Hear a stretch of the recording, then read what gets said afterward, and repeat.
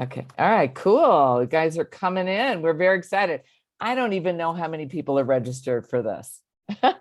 When the last time I looked, it was about 150 people. I have no clue, but we've already got about 30 of you here. My estimate is we'll have about 50 people show up live, which is always fun for us. You guys are our live people. And then we end up having about at least 75 people love by listening in on a podcast. So I love to do that as well. My name is Sarah Cooperman. I'm the CEO of SCW Fitness Education. I have these fabulous women with me today. I've got Brandy Clark. Brandy is a marketing and sales coach and mentor for fit pros, helping them build financially successful businesses of their dreams. I love it. She's done this for over 25 years. She helps businesses and individuals of all levels build a six-figure income. I like that. We deserve to make a living. We lived through the pandemic where we made nothing. So now we have to catch up. We've got Ellen DeWord, who always gives me something to talk about. She's a 22-year fitness industry veteran. She's the founder of Warrior Rhythm, Warrior Strength, and the co-creator of Warrior Combat. It's an amazing program.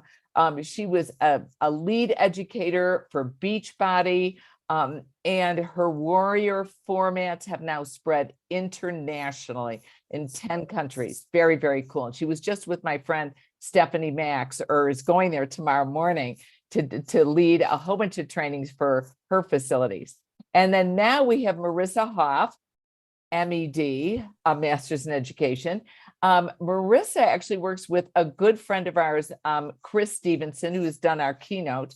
And it is the name of the company. It's Empower, right? Am I right? Empower Yeah. Group, yes. Empower Group. And she actually helps. She's a full service consulting firm that also helps businesses of all level achieve their success and growth. Very interesting stuff.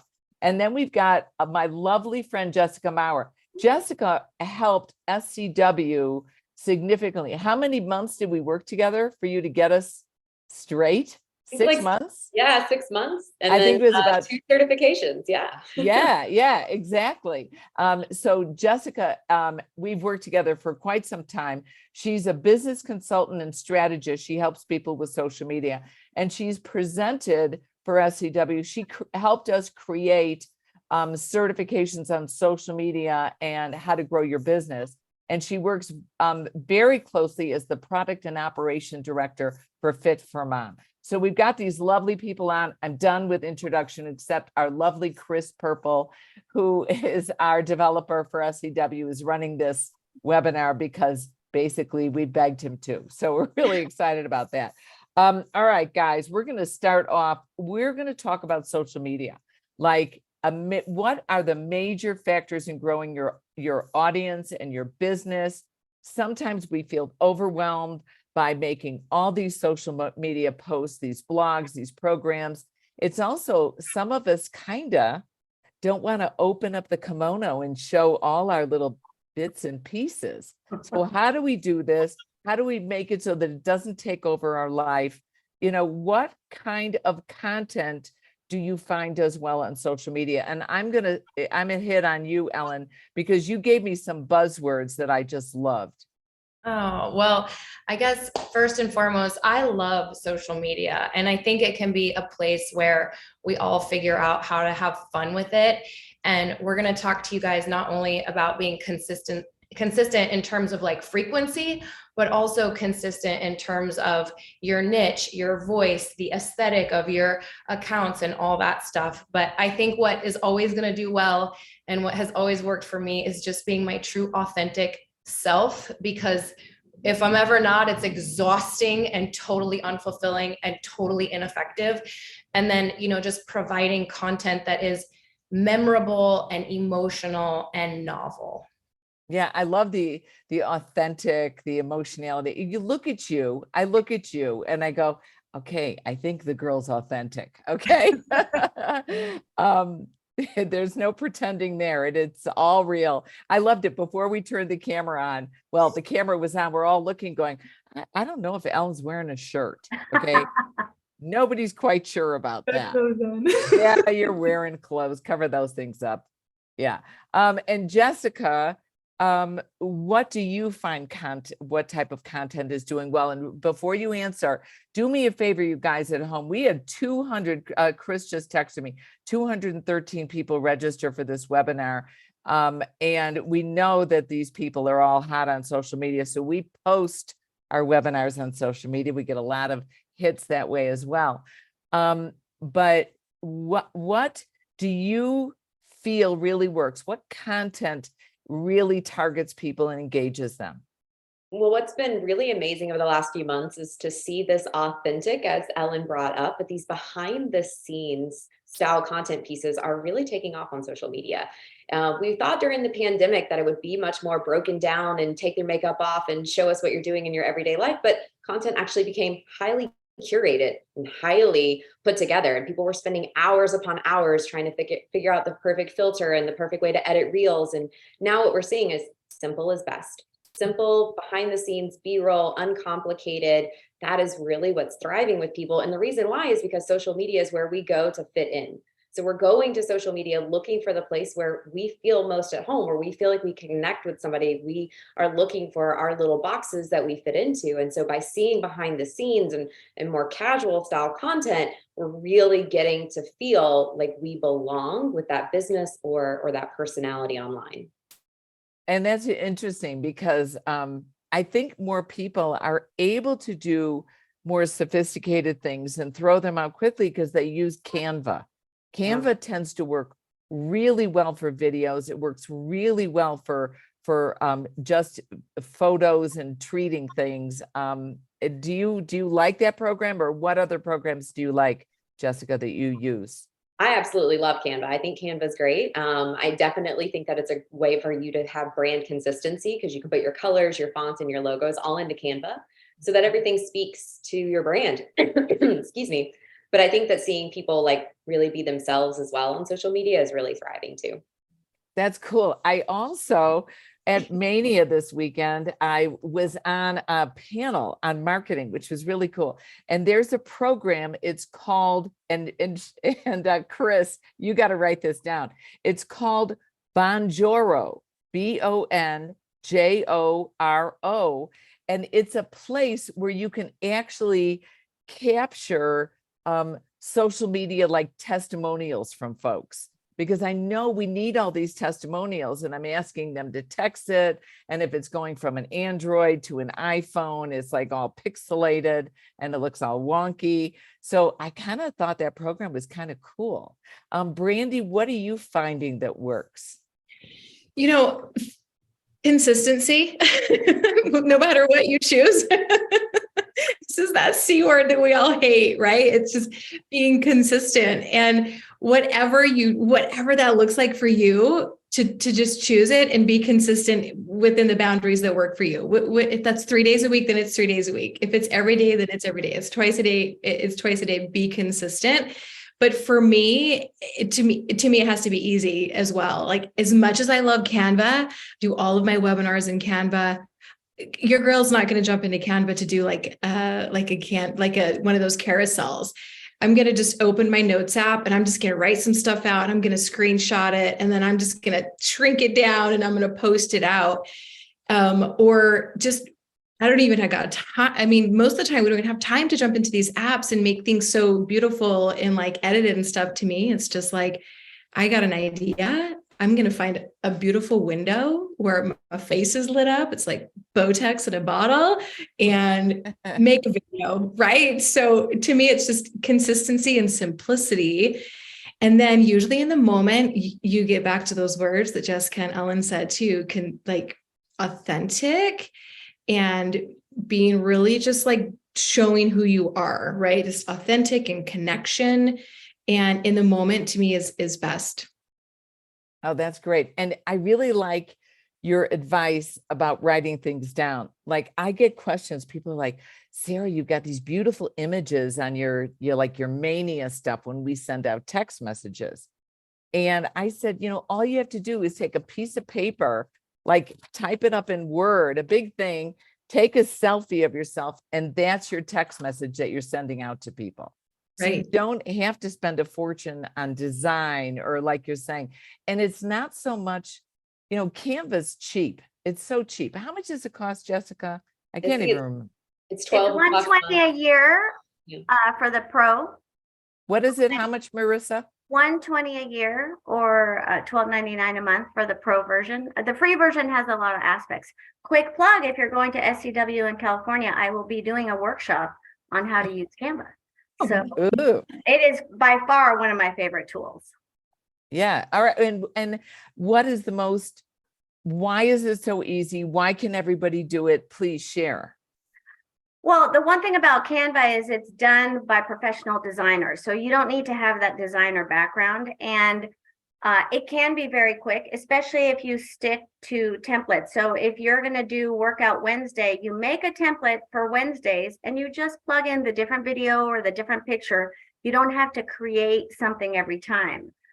So, consistency is key. And the way to get to consistency is by batching your content, so you're not scrambling at the last minute. So we do everything a month ahead of time. We think one day is planning, the next day is shooting, and then we separately work on captions and putting stuff together in Canva. So it can be easy. But one note that I want to speak to about being authentic.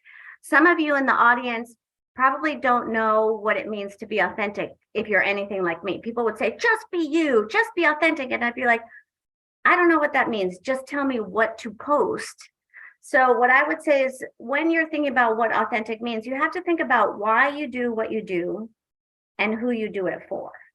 And as you're thinking about that, then it helps make decisions about what you're doing. So if you're like our friends at Discover Strength, they have a bunch of studios in the Minneapolis area. They're very professional. Everything they do speaks to professional. Their language is very professional.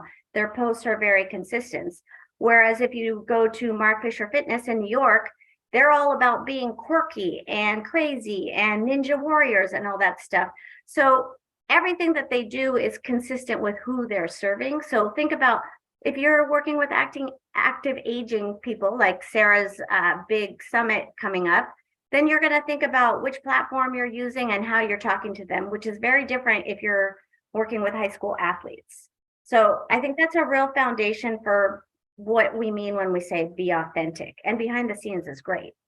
Very cool. Very cool. And if you have questions, guys, you're the ones on this live webinar. So you can move your mouse to the bottom of your screen, right in the middle. There's a share screen button that's green. Go to the left and click on the chat box and type your question in or type your suggestion in. You guys are experts that are on here. So, so we love hearing from you guys too. Yeah. How do you, and I'm going to you, Jessica, because you taught me something that I love. How do you repurpose or change your existing content into new content? But first of all, I'm going to tell my story about I have a great Halloween post that I've been doing for like 3 years. Oh my God, it might be 4 years now. In my neighborhood, there was this guy who took a skeleton and made it into a woman on his lawn doing a warrior. It was hysterical. So I took a picture of it and I was posting it. People have copied it. I use it every single year. So I repurpose it every year. Why should I do a different Halloween post when this is just, it's frankly, it's hysterical because I do love funny things. And also I teach yoga and it's Halloween. So anyway, Jessica taught me that. Yep. So there are 3 R's that I live by. It's reduce, reuse, and recycle. And that's what you do with your social media. If it was magic once, it's going to be magic again. So if you wrote this really amazing email to a personal training client that struck a chord with you and them, reuse that, repurpose it into social media, make it an email blast that you send out. If you wrote a blog for someone else, use snippets of it on your social media and direct it to the blog or to your own personal blog. Like beg, borrow, and steal from your own content so that you can recycle it in new and fresh ways. And that goes linearly as well. So if you're in January, look back at what you did 6 months ago. Again, if it was magic once, it's probably magic again. And the point of social media is for you to be consistently growing. So if you're consistently growing, you have new followers who have never seen that post that you posted back in July. Also, if I asked you, hey, what did you post on February 11th? you'd probably be like, oh, February 11th's already passed. Like you wouldn't actually remember. And it's the same for your clients. They're not going to remember, oh, she posted that last October. Interesting, interesting. I see you nodding, Brandy. What do you think about that? I think it's great. What she just said is so funny because I'm like, I literally probably couldn't tell you what I posted on February 11th of this year. No idea, right? So we have this this phrase my husband and I throw around, and it's like we call it hero of our own story, because we see life through our own eyes, and we assume everybody else sees it through our eyes as well, and they don't. Guess what? They see it through their eyes and their life and their kids and their job and everything. And our content, our little snippet that shows up on their phone for 10 seconds, if you're lucky, is such a minimal piece of their life that there's just no way they're going to remember. So taking it and turning it into an email, taking pieces of it, sticking it and doing something non-significant, record yourself doing something non-significant and put the text on screen and make it a reel. And then if it's like a 3-piece, like Jessica just said, she's got 3 R's. Repeat, reuse, recycle. Is that what it was? Reuse, reduce, recycle, reduce your work. Yeah. Okay. Your Those are 3 posts right there. 3. She could do one for each of those, right? So it's just kind of getting creative with what you have and just thinking about how else can I use this? You know, stick it in an email, stick it on a video. Yeah. So And so it doesn't have to be you actually use things in multiple formats. Like you think, is it okay to do an email that's identical to the text message that maybe you're also posting on social media? I will literally make a post on Facebook, copy that bad boy, open up my platform, stick it into the email. Format is slightly different, you know, just a few minor changes and send it out as an email, you know, because they're just not, they're not I seeing it. do. Yeah. And I do that same thing, Brandy.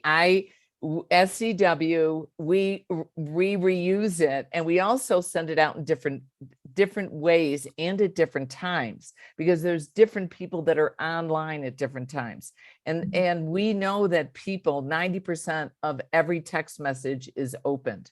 So if I then can figure out, if I'm collecting cell phone numbers, and then I can figure out a way to text it out, but it better be interesting, because they will click stop so quickly now, or put you into junk.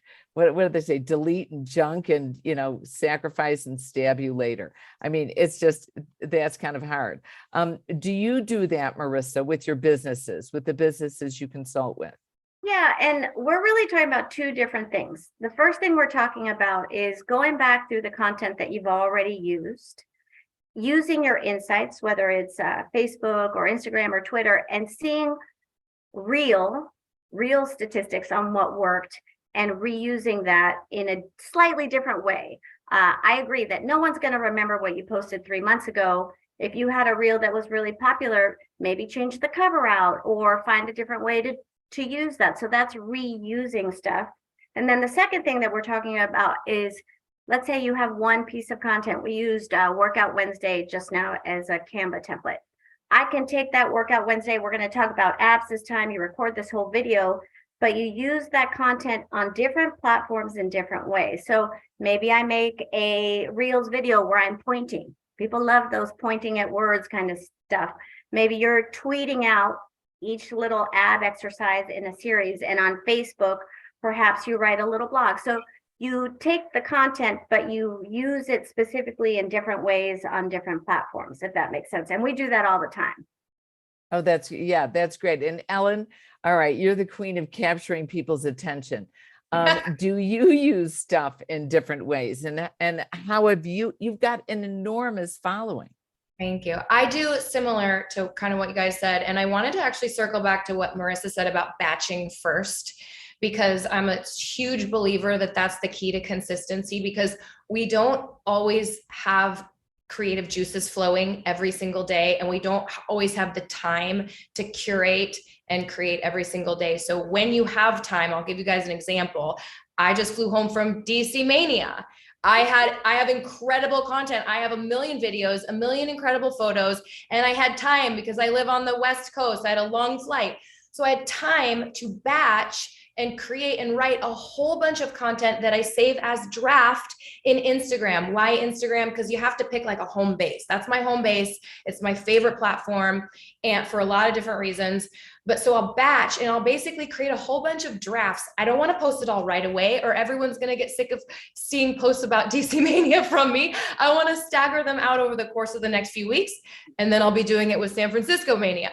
But anyway, so that helps consistency too, because some days I'm going to wake up and I'm going to have nothing to say, no creativity, no pretty pictures. So I can just go into my drafts and post one. So I start in Instagram. I start there. And then not everything coming from my personal Instagram like warrants going through a bunch of different platforms, but some things do. So often I will barely tweak my Instagram post and put it on Facebook, barely tweak it. It's almost identical, but you should always change the tags because they don't work. If you get copy paste from Instagram to Facebook, at least refresh the tags. And then, so like if I'm tagging SCW, I want to retag them within Facebook. And then sometimes it'll make it to LinkedIn, and sometimes it'll make it to my news mailer, and sometimes it'll make it to YouTube. It depends on what it is. DC Mania, when I was promoting that, that's an example of a piece of content that I wanted to hit every single one of those are the platforms that I use: Instagram, Facebook, LinkedIn, YouTube. Did I forget any? No, my mailer. And in some of those, I used the sizzle video, the fun video. And in some of them, I used the tiles that SCW created. And in some of them, I used my own stuff that I made in Canva. Oh, that's great. That's it. And what I find interesting is that you're creating a batch. So a batch means you can do one class and you've got different photos from the class, and you've got a span, a pan of everybody in the program, or you're in the gym and you're doing something, or you're videotaping your kid in a school play, and you can get different angles, and then you write different copy and post it differently. Is that what you mean by creating a batch and just kind of milking the guts out of whatever happens? It's kind of like cooking a whole bunch of meals, which I don't cook. All my friends that are on are like, what's she talking about? She does not cook. They're like, that's a lie. Authentic. She doesn't cook. It'd be like cooking a whole bunch of meals for the month, but putting them in the freezer and pulling them out when you need them, which also allows you to be organic. So if something crazy happens someday that you weren't thinking about, you can totally use that day to make an organic post instead of one of your the ones sitting in the freezer. Yeah. Like this is not a very good post to do, but when Augie Nito died, and you just kind of, it just grabs your heart, and you don't want to you don't want to pre-schedule everything because you can't honor somebody that you want to, or you can't deal with a catastrophe or a flood or a snowstorm. Interesting. I think that's a great idea. Do you use batching as well, Brandy? Do you like to do that? So what we do, like Ellen said, our home base is Instagram. Our home base is Asana.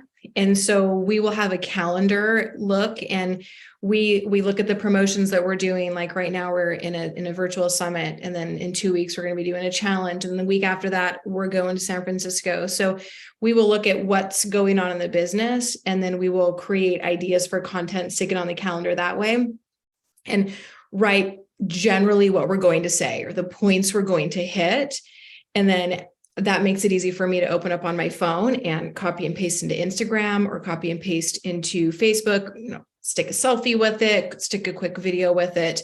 It also gives you the idea and the freedom to kind of just be more fluid with it as well. So we do batch create, not to the same extent that Ellen does with I'm assuming a whole bunch of videos from the weekend and stuff, but ours is more like the text of batch create, the ideas as they pertain to what's going on in the business. And I would like to add really, sorry. Could you describe what Asana is and spell it out? It's a receptacle for holding your social media content, right? Yeah, it's a project management. So you can do a lot of different things in there. You can plan projects like your Active Aging Summit. You can plan projects like the Mania. You can do smaller projects. You can also do editorial calendars or content creation. And so we have a content creation project, and it just it's basically a calendar view, and you can kind of just stick colored blocks on it where you're like Instagram this, Facebook this, that kind of a thing. And you can drag them and drop them and place them in different areas if they don't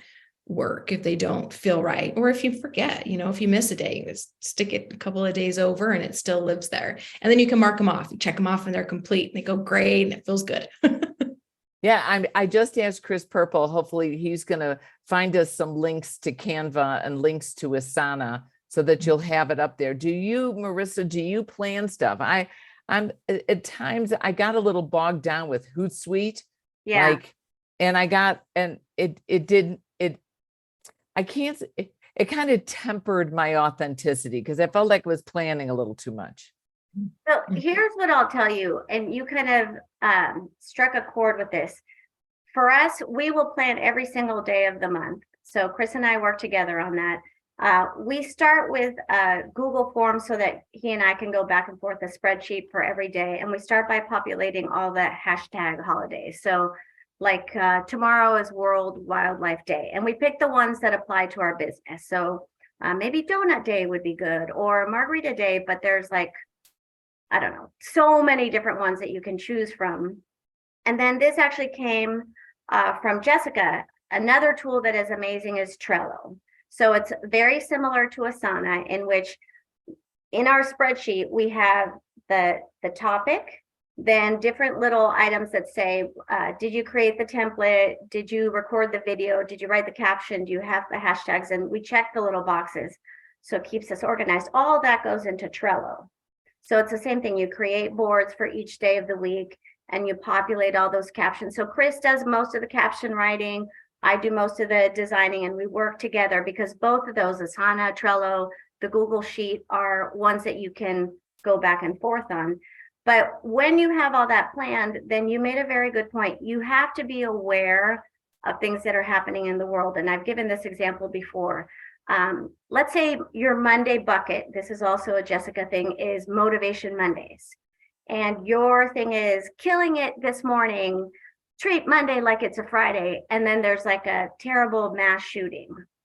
That's something that you have to be aware of. You can take down that killing it thing that was ready to go. And then you put in something like you want to honor Augie or something terrible happened. So it's good to have that in place, but if you need to change it out, you can always do that. Just be aware of what's happening in the world so that you don't seem silly. I mean, there have been some really bad examples out there of people not realizing that their content went out when it shouldn't have because of one reason or another. Like a Betty White thing went out like the day after she died, and it was something that had been pre-scheduled, and you're like, oh, no one was paying attention to that. So I think you're right. Or it actually was People magazine, and they had the whole cover, and they had right. That was it. And it hit the mail. So what are you going to do? You're stuck with the mail. So you've got to respond on social media. And that is the beauty of social media. So that if you have a decent following and something goes out, oh my God, we once did a Mania brochure. We put the wrong date on the cover of the brochure. Oh yeah, trust me. You want to talk mistakes? I can tell you every mistake in the world. And luckily you have a social media following that you say, no, it's the following weekend, you idiot. Yeah. But you've got to stay, in touch with people, which is so important. So Jessica, you use Trello, and do you use the free version, or what do you find works the best for you? I've always used the free version of Trello. I've never upgraded for it, and they probably hate me for it, but I've been using Trello now for so many years, and I'm a huge advocate for it. It's visual, and I feel like social media is also visual, so it makes sense. The project management tool that you would use is similar. And to Marissa's point, it's collaborative. So you can work with multiple people on your team to pass information back and forth and be able to access it on your computer or your phone. Oh, that's great. That is great. Are there any? Can I add something? Yes, please, I'm Brandy. over here chomping at the bit, because I think that we, most of us here on this panel, we now have teams. We now have people helping us. And that's why we use these tools. But if you're just getting started, if you're just trying to build your business, you're not going to have an executive assistant. You're not going to have somebody that you need to work with, that you need to collaborate with. so some of these tools aren't going to be necessary at that point, right? So if you don't get overwhelmed by the tools, if you're not at that point where you need them, I remember diving into all of these tools thinking I loved Trello as well, because I'm so visual, and I was always like wanting to move and slide the cards and everything. It felt so good. It was so satisfying, but I would get bogged down by that, and it wasn't necessary. Really, when it comes to social media, if you're just starting out, what you need to do is just create some content that really speaks and resonates with your ideal client. Like the kind of stuff that they think to themselves, does she know, she talking to me? Did she just say that? I think that every day. And it doesn't have to be this big, pre-planning. I used to never pre-plan. I only pre-plan now because I've got team members that force me to do it, honestly, because they go crazy if I'm not organized. But back in the day, it was just, what am I going to say today? What's my ideal client struggling with? I'm going to create something that speaks to that. I'm going to create something that breaks a false belief. I'm going to talk to them about something I've struggled with and how I've overcome it. So it can get really overwhelming, and it can be this really big thing that sometimes makes us feel like we want to just give up and not post. Or it can be something that we just, what does my ideal client need to hear today? If I was her right now, how would I feel? Let me just create something and say something to help them. And all the tools and all that will all come later in your business. But I just wanted to lift that up for everybody listening. No, but I think that's very, very important.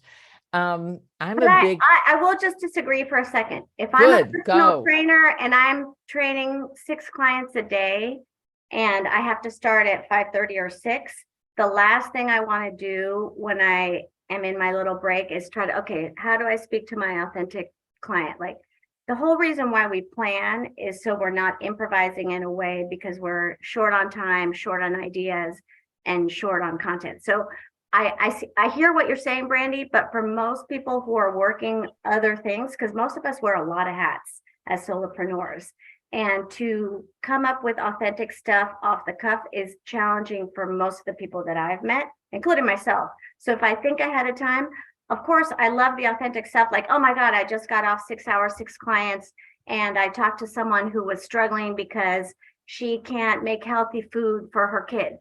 And then you speak to that, that's authentic. But to try to be authentic every day when I'm trying to do my real job is, for me, I find that really challenging.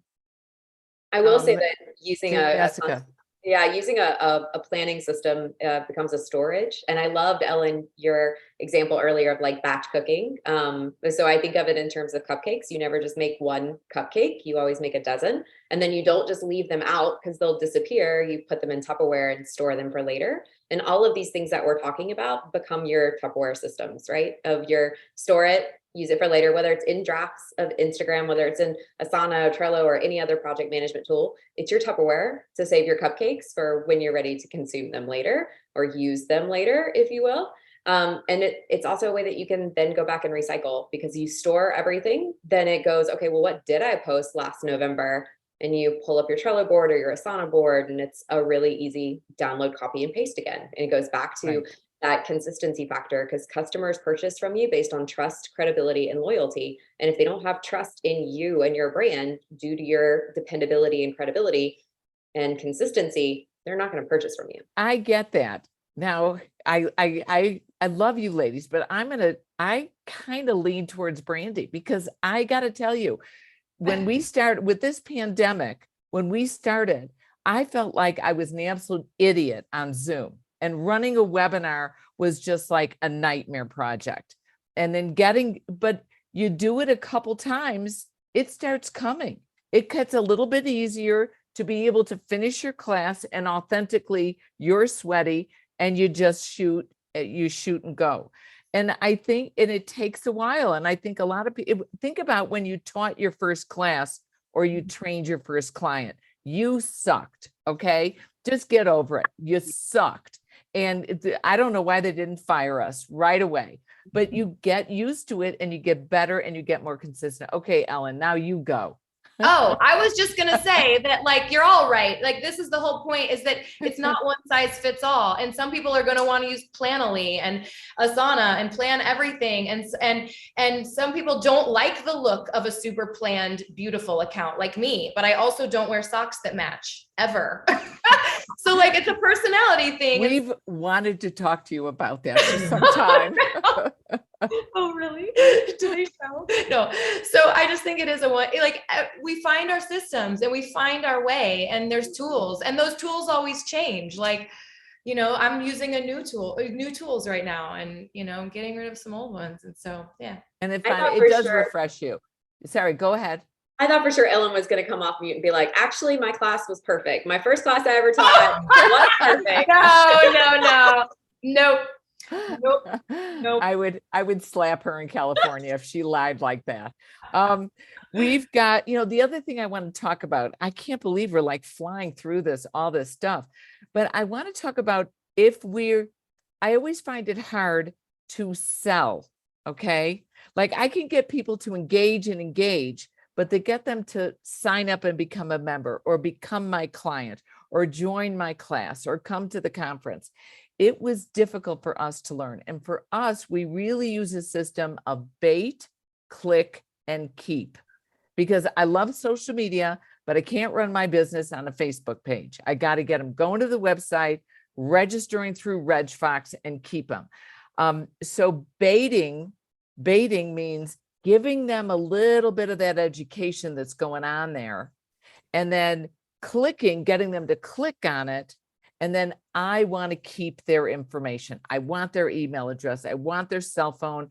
I might even ask for their firstborn child if it's a female, because I have 4 men and 4 kids. But I bait, click, and keep. Brandy, how do you get people to come on, to buy something?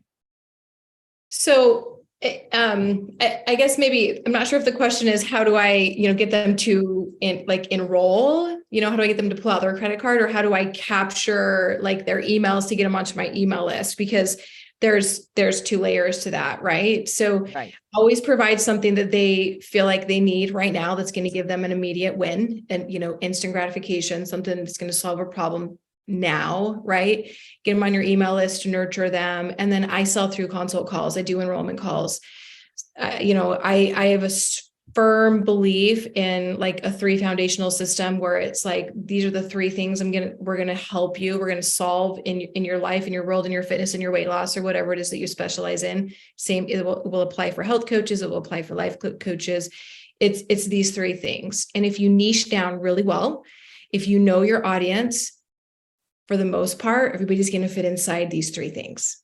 If you have done a really good job with your niche, and you speak to them about what they're doing wrong, how it's causing them problems, how it's making things more difficult for them, how you're going to fix that, and then what life is going to look like if they don't fix that.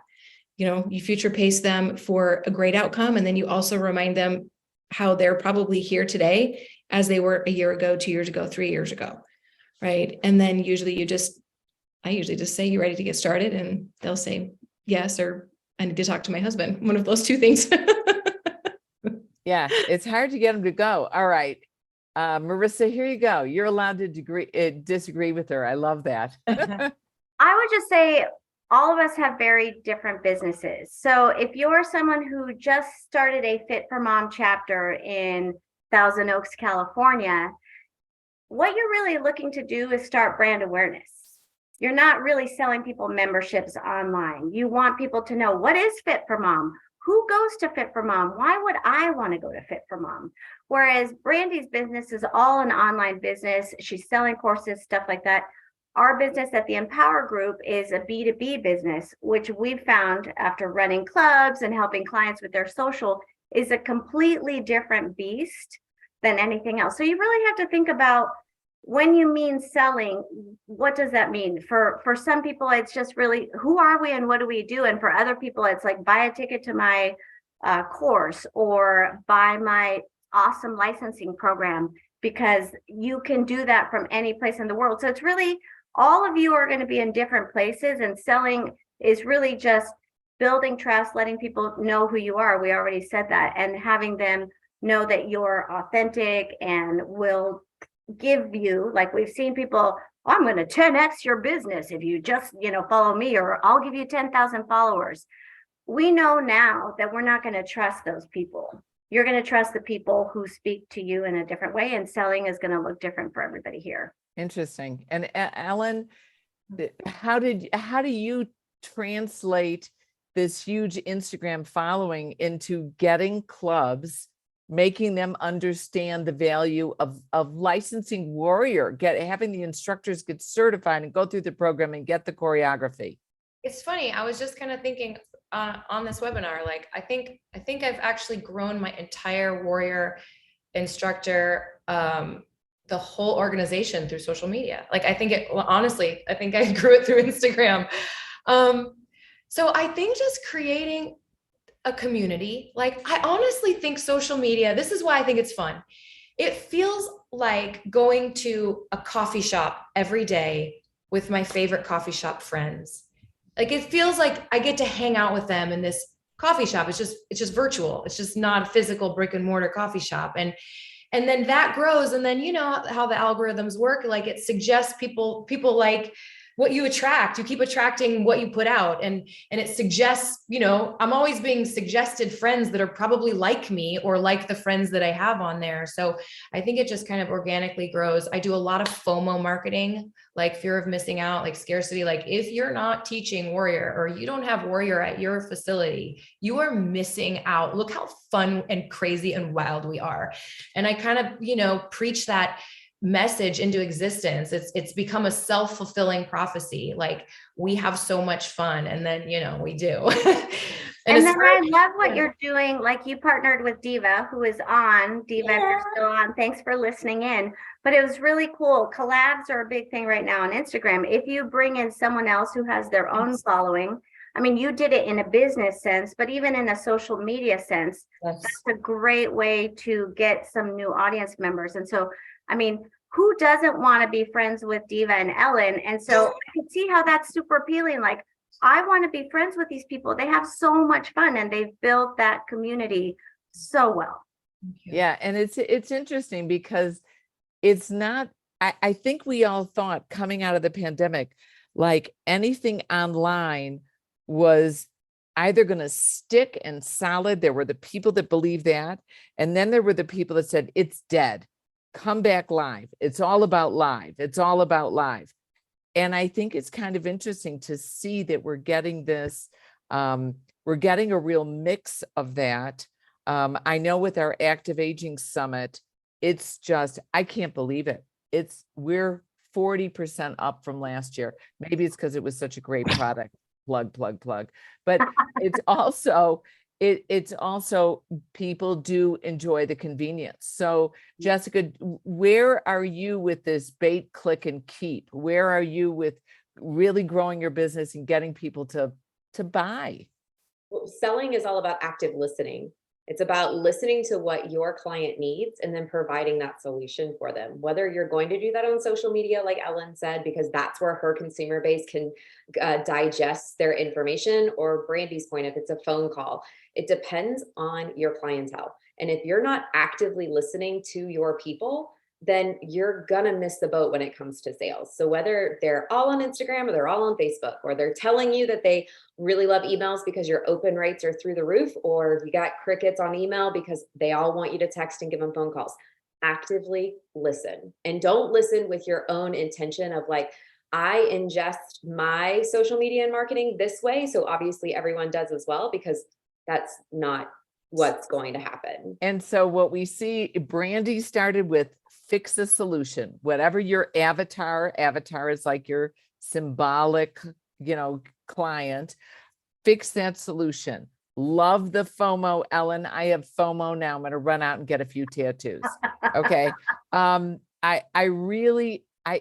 can't thank you guys enough. I feel like we could talk about this for 3 more hours. We'll probably do another social media one in about 3 months. We'll just repeat this. Haha. There you go. That was kind of a joke. All right. Thank you all for joining me. Brandy, love it. I will say you're in California, right? Yeah. Yeah. And we'll see Marissa in California. Yep. Jessica, we'll see you in Florida, right? And No, then I'm not actually in Florida because I'm going to Paris, guys. So I you're hope to catch you going at the to next one. Paris. I You'll get us know. next in I'm Paris. going to get you Ellen, next time.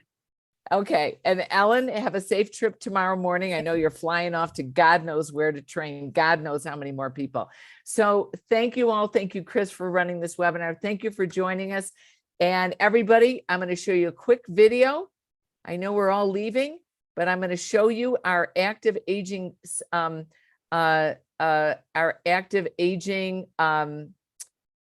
this is our active aging summit that we're doing. We're doing it March 11th and 12th. It's this weekend. Very exciting. And I'm going to show you the video. Here you guys go. If my internet works, there we go.